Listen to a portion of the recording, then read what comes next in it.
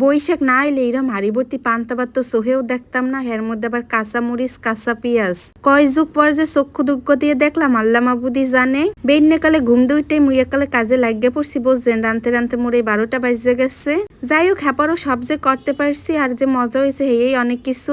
মোর মায় খাইয়েতে কইছে এককালে 100তে 100 হয়েছে। যাই হোক, আলু ভর্তে লবণ কম দিয়েছিলাম, পরে ভাতের মধ্যে লইয়া লইছি। এই যে পান্তা ভাত হারা রাত পানি দিয়ে ভিজাই রাখছি, এখন তো লেবু পান্তা হয়, দই পান্তা হয়, কিন্তু বিশ্বাস করেন মগো গাড়ে সবসময় মায়ের হুদাই এরকম পান্তা ভিজাইতো আর হেয়েই খাইতাম। আর হেয়েই যে কি মজা আসিল।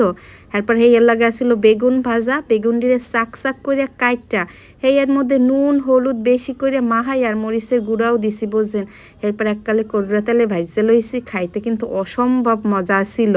হাই অ্যান্ড আসসালামু আলাইকুম মোর আপু ভাই ওরা আমরা হগল্লি কেমন আছেন? আশা করি ভালো আছেন, মুইও ভালো আছি। কেডা কমে বইয়ে মোর ভিডিওটা দেখতেছেন অবশ্যই মোরে কমেন্টস করে জানাইবেন। আর মোর এই বৈশাখী আয়োজন আপনাদের কাছে কেমন লাগছে হ্যাঁ কিন্তু জানাইবেন, বুঝছেন। বেমালা মিন্নাত করে বানাইছি কিন্তু।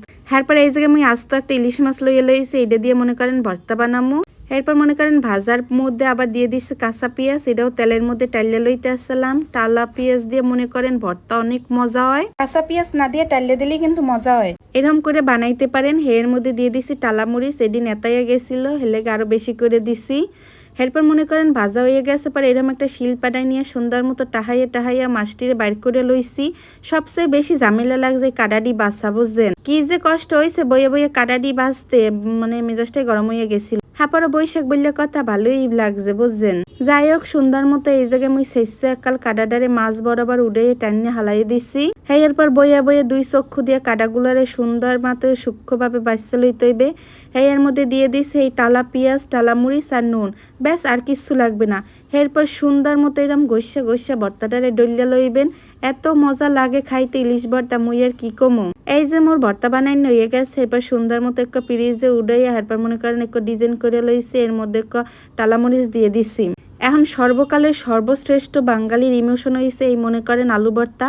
এর লেগে মুই কাঁচা পেঁয়াজ লইছি আর লিয়ে লইছি টালা মরিচ। এরপর নুন টুন দিয়ে সুন্দর মতো করে আলু ডিরে খোসা সহ মনে করেন হাত দিয়ে ডলিয়ে লইতে আসলাম। এই আলু ভর্তাটায় মোর নুন কম হয়ে গেছে, বুঝছেন। কি আর করার, পরে মাইরে কইছি তুমি ভাতের লগে লইয়া লও। হ্যাঁ, এরপর সুন্দর মতো আলু ভর্তাটিরে মাইকে এরপর মনে করেন বানাই লইতে হইবে।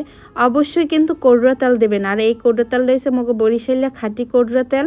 এত সুন্দর ঝাঁজ যাইতেছিল, মনে করেন ঝাঁজের ঠেলাই পেট ভরে যাইতেছিল, কি আর কমু। আপনাকে যদি এমন খাঁটি কোড়রা তেল লাগে হলে মনে করেন বরিশাল বিয়ে করবেন, প্রেমও করতে পারেন। আজকাল কত কুরিয়ারে সবকিছু দেওয়াই যায়।